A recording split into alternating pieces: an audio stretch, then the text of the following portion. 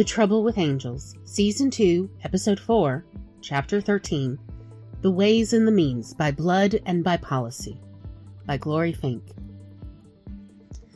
This family reunion has everything. Carnival lights, laminated schedules, and emotional support water stations. Michael drags Gabriel into the loving chaos for a refresher on humans can be good on purpose. And they immediately get ambushed by the most powerful being alive, a 5-year-old CEO with a clipboard and a party pony rescue business model. Which is how an archangel ends up in a board meeting about lemonade, permits, and pony hat consent. This is Chapter 13 of The Trouble with Angels, The Ways and the Means, by Blood and by Policy. If you want to keep binge reading Bob and Hannah's adventures right now, start at Chapter 1, link in show notes, Season 1 Hub, link in show notes, and if you know someone who loves county fair chaos run like an accessibility love letter, divine workplace comedy with a soft heart, sibling banter as a spiritual practice, and tiny acts of kindness that feel like a whole philosophy, share this episode with them. Previously on The Trouble with Angels, Bob took Hannah to a movie theater because apparently that's where you go to meet a weather goddess without getting written up by celestial HR. Ramona revealed the sky is hearing bad gossip and an apocalypse-level memo has been routed to Gabriel wrong. The system is shaking, the lower ranks are whispering old guard, and Bob and Hannah decide to trace the memo route, even if it means going higher than Bob likes. And now, while Bob and Hannah chase paperwork that bites, Michael takes Gabriel somewhere else entirely. Chapter 13, The Ways and the Means, by Blood and by Policy, by Glory Fink. Michael told me about the reunion later, not because he was being mysterious. Michael doesn't do mysterious. Michael does dramatic pauses and then immediately ruins them with a joke because levity is divine, or perhaps because sentimentality isn't. I wasn't there. I didn't get to eat funnel cakes. I didn't get clipped in the shin by a toddler swinging a balloon sword like it was a labor dispute. But I heard it in pieces. Michael first, unreliable in the way he thinks makes him charming. Then various others, including a means auntie who treated the whole evening like an incident report. Between those versions, I could see it. Not like a surveillance feed, like a writer doing reconstruction with a highlighter and a caffeine deficit. Michael brought Gabriel there on purpose, not as a trap, not as a dysfunctional intervention, more like, look, they're still good, sometimes on purpose. Michael parked at the edge of a field that seemed to hum with an unusual amount of energy, like it used to be a crossroads. Like the land had loosened its belt and said, fine, let there be magic. Past the gate, banners, tents, a Ferris wheel waiting for dusk like it was trying to look casual, and a crowd that had already formed 3 separate governments around 3 separate coolers. The smell, Michael said, was the standard human festival cocktail. Fried dough, sunscreen, kettle corn, and hand sanitizer that wanted to be citrus so badly it was basically flirting. The first thing he noticed wasn't a ride. It was a sign. Welcome, Ways and Means. Yes, you're related. No, we can't explain it quickly. Michael said he stared at that sign like it was sacred scripture. See, he told Gabriel, they're self-aware. That's not a good sign.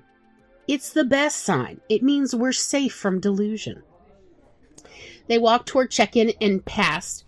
Water station. Drink some. Hydrate or dihydrate. Gabriel paused at that. Michael took it seriously. See? The means line cares. The means line understands they're in this one for the long haul. They reached the check-in tent, which had been organized with the kind of efficiency that suggested at least 3 aunties had threatened violence if anyone tried to make it more freeform. There were 3 lines. Line A, last names A through H. Line B, I through P. Line C, Q through Z, and people who are complicated. Michael said Gabriel took one look at people who are complicated and drifted toward it like it was destiny. Hi, welcome. Names? Michael gave his without blinking. Gabriel hesitated, half a beat, a breath, and then said, Gabriel. The volunteer's pen paused, a human pause. And that's unusual, but it's not about to be weird about it pause. Then it kept moving. Pronouns if you want them on your badge. Michael swore Gabriel blinked like they'd been offered a gift that they hadn't expected to be allowed to keep. They, them, Gabriel said. Perfect. The volunteer replied like it was the easiest thing in the world to do kindness without fanfare. She handed them laminated badges, wristbands, and a schedule card that was color-coded, legible, and featured tiny icons, like it had been designed by someone who believed accessibility was not a vibe, but a duty. Yellow means photos are okay. Red means no photos. Green means please ask first. Could be sensory, could be childcare, could be today is not the day. Quiet tents over by the lecture row. Water stations every 100 feet. Lost and found is at the info booth. If anyone gives you grief, that's what we call not their job today. Michael took his wristband and nodded like he'd joined a religion he respected. Gabriel took theirs like it might bite. Then the volunteer reached for a stamp. Michael said it was one of those odd, satisfying ones that makes a clean sound when it hits paper. Bureaucracy's tiny percussion instrument. Thunk. Gabriel went still. Not fear, not suspicion, just a reflex, the way you flinch when a song plays that you didn't know could still touch you. Their eyes locked on the stamp, their grip tightened on the badge, and their shoulders lifted by a millimeter. Michael leaned in like he wasn't making a big deal out of it, like he was just sharing oxygen. You're here, he said quietly. Not there. Gabriel breathed out once. The moment passed. Welcome home. Michael said Gabriel didn't know what to do with that word, so they did what angels always did when humans get too real. They pretended it was normal and kept walking. As they entered the fairgrounds, Michael swept his arm out like a game show host with a conscience. This, he told Gabriel, is what it looks like when mortals decide to love each other with logistics. That isn't a sentence. Watch me say it to someone with a clipboard and watch them nod like it's doctrine. Michael said, and he then did, and the person nodded, and then Gabriel looked personally offended by how right Michael was. Michael didn't launch into any speeches. He let the grounds do their work first. They passed a sign that read, "Ask for help, no apologies needed. You're not a burden. You just need some help." They passed another. "Stroller parking. Do not borrow babies. Yes, we have to say it." That one's for the Waze line. It's for humanity. They passed a tent with a banner. Quiet tent. Soft lights. No small talk required. Earplugs, sunglasses, emergency snacks. Gabriel stopped. Michael stood beside them, sibling near, not hovering, and waited until Gabriel's shoulders lowered again. Then, while they watched a volunteer negotiate with a melting down child like a hostage expert with compassion. "Do you want the quiet tent or the snack tent?" "No." "Okay. Do you want the fountain or the shade?" "No." "Okay. Do you want to scream here or scream over there where it's less echoey?" Instant child pause. Instant child consideration. You've been avoiding them. Gabriel didn't ask who. Their line, their descendants, the means. "It got complicated," Gabriel said. "That's one word for forbidden." Gabriel's hands flexed. "You didn't do anything wrong by caring," he told Gabriel. "You didn't do anything wrong by missing them." Gabriel stared over the crowd. "I'm an admin knight!" "Admin knights do not hit Grandma!" Gabriel's mouth twitched. Michael nudged them. "Come, meet your people." Michael swore you could tell the families apart within 30 seconds. The Ways were the ones in dramatic scarves, holding handmade signs that were both beautiful and unreadable. One sign, he said, looked like it had been painted by a poet during a thunderstorm and seemed to say either "Welcome home" or "We fight God at dawn." Hard to be sure. The means were the ones with binders and coolers and emergency kits. They wore shirts that said things like, "Ask me where things are," and meant it. Michael guided Gabriel past a cluster of cousins arguing about fireworks. "If the fireworks don't have a narrative arc, it's just light pollution with ambition." "If the fireworks have a narrative arc, I'm going to file for a divorce from this family." Can the narrative arc be we stop talking and look at the sky? Compromise. First half with music, second half without music, and whoever complains gets put on trash duty.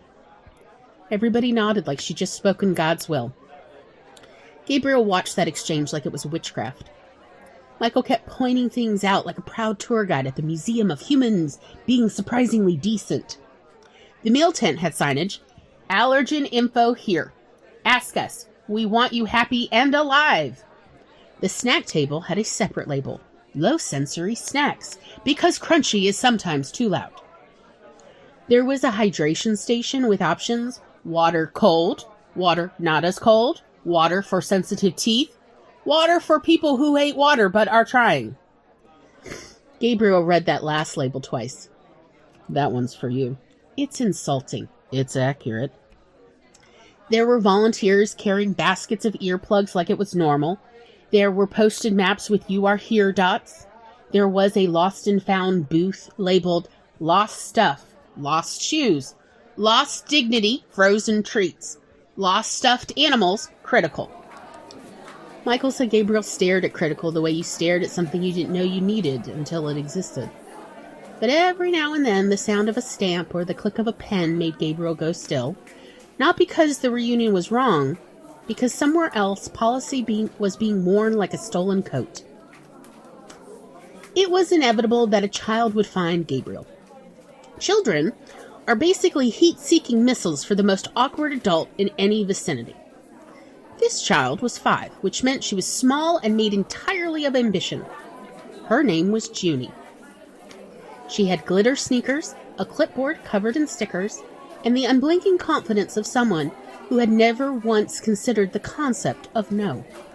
She walked straight up to Gabriel, looked him up and down like an interviewer assessing a candidate, and said, "Hi, I'm Junie. Do you have a moment? I'd like to hear what you think about my idea."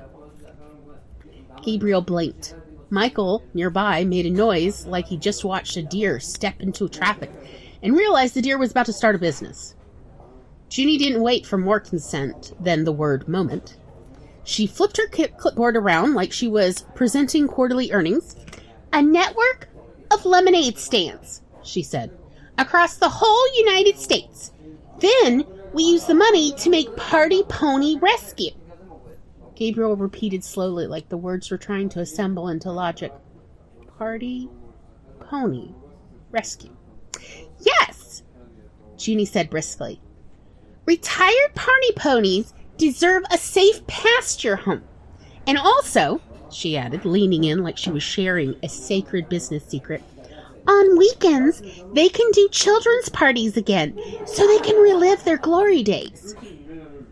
Michael turned away and laughed so hard he had to put a hand on his knees.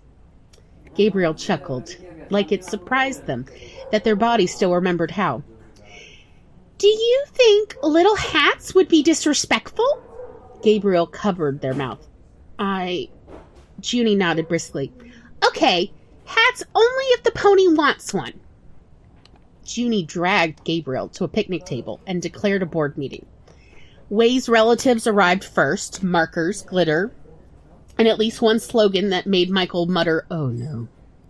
Means relatives followed, a binder, a supply list, and someone who immediately asked, "Are we accounting for permits?" "Okay, we need branding." Then she froze. Her eyes landed on Gabriel's bracelet, a charm, a small purple pony. "Oh, you have a pony," Junie said, suddenly reverent. Gabriel's hand moved to cover it before they could stop themselves. Gabriel didn't explain. They just said softly, "They were someone I loved." Junie stared at them for a beat. Then she nodded like she understood with her whole small body. "Okay," she said. "Then you're definitely on my team." The meeting became a miniature civilization. Way's cousins started naming things like they were casting spells. "Purple Pony Lemonade," "Sparkle Sips," "Sunshine Hoof Enterprises." Means aunties started listing things like they were holding the universe together by its belt loops. Locations, supplies, rotations, cooler strategy, ice procurement, nap schedule for the CEO.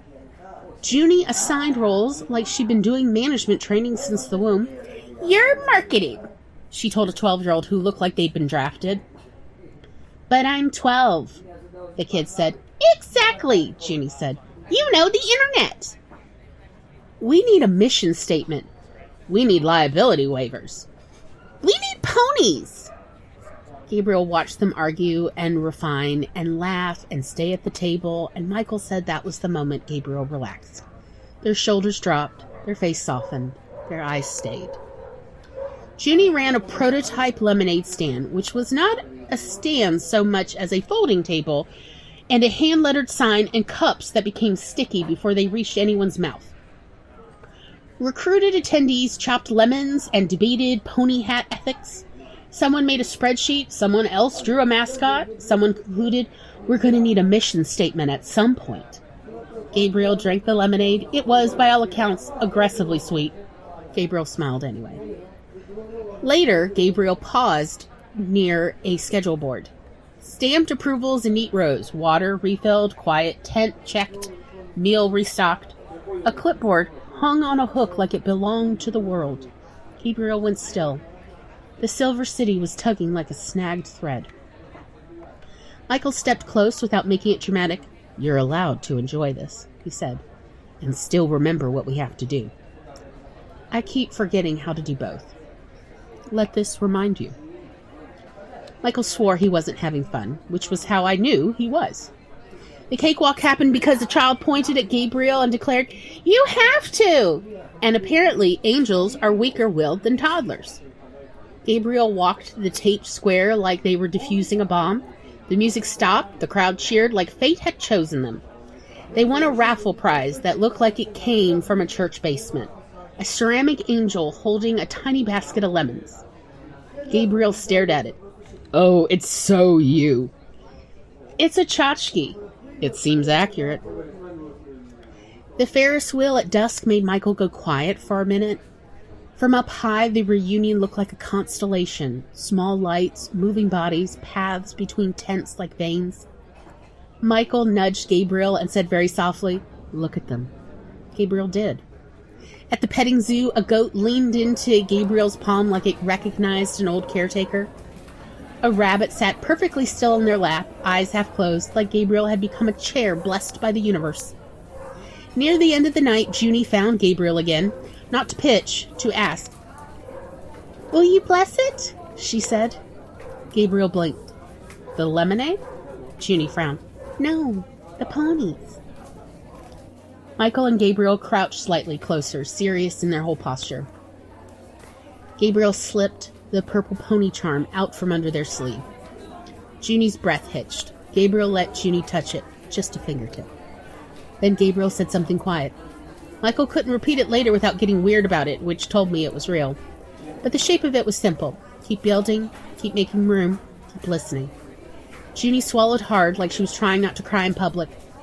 Then she straightened up and said briskly, "Okay then, I'm doing it." Gabriel smiled, small, sincere, and said, "I believe in you." The fireworks started. Humans cheered like survival was still worth celebrating. Kids squealed. Someone yelled about glow sticks. The Ferris wheel turned slowly, patient as a star. Junie sprinted by, waving her clipboard like a flag, shouting, "We have a business! Go get liability insurance! Dreams come true!" Michael and Gabriel watched the fireworks with their hands still faintly sticky from lemonade, bracelet tucked safely under their sleeve again, like they'd rehung something inside their chest. For a few minutes they looked like they belonged in the middle of it. Then, one interruption. Not a siren, not a dramatic alarm, just a subtle shift, like the air changing pressure before a storm. Gabriel's eyes flicked, distant for half a second, like they'd heard a sound that didn't belong to the fair. Michael didn't speak right away. He just stood beside Gabriel while the last burst faded and smoke drifted over the field and humans kept laughing like the universe hadn't tried to break them. When it was quiet enough to hear the night again, Michael nudged Gabriel gently and said, "Come on. I want to take you to visit my favorite Waffle House." Gabriel didn't argue. They didn't drop the warmth to pick up duty either. And they both walked back toward the car, under the dying glow of the fair, while behind them Junie's voice rang out one more time, still organizing the world like it was fixable. No one goes home without signing the interest form! Next time on The Trouble with Angels, Season 2, Episode 5, Chapter 14, I need to speak to the manager of existence because, honey, you don't deserve the headache I'm about to give someone. Bob has a rule. Don't go upstairs unless you want your soul audited. Unfortunately, an apocalypse order doesn't care about Bob's rules. So he makes a choice that is either brave, reckless, or deeply inevitable. He brings Hannah into the Silver City. Quietly, carefully, like two people who absolutely should not be there and know it. Because this time, the stakes are double. Bob needs to trace a piece of celestial paperwork that should not exist in the form it arrived. Hannah needs answers from the highest possible office because her grief has run out of polite options. But the deeper they go, the stranger the silence gets. The halls are pristine, the system is functioning, the rules are enforced, and yet, something is missing. And Hannah is about to discover that the universe can take more from you than a life. Sometimes, it takes your reason for demanding one back. You've been listening to The Trouble with Angels by Glory Fink.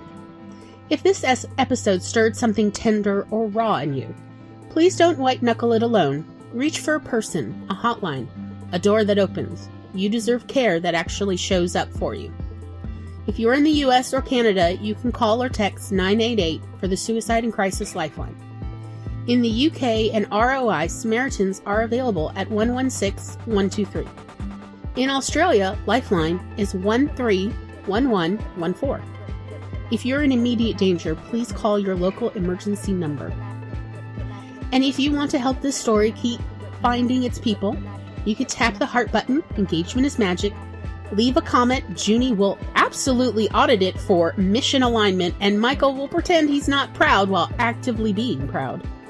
You can toss a coin in our coffee fund. Divine contributions are always welcome on Ko-fi, Venmo, and Cash App, link in the show notes. Stay tuned for The Trouble with Angels at Glorious Magazine, gloryfink.substack.com, link in show notes, and you can stay connected with the Coffee Bunny Crafters Cafe, coffeebunny.substack.com, link in show notes. You can also find me, Glory Fink, as @GloryWritesTheBlues on social media, Blue Sky, Instagram, YouTube, Twitch, Facebook, TikTok, and Threads. Alright, hydrate like it's holy, let logistics be love, and if a 5-year-old hands you a clipboard, well, read through it before you sign it. Thanks for listening. I will see you in Chapter 14. Goodbye!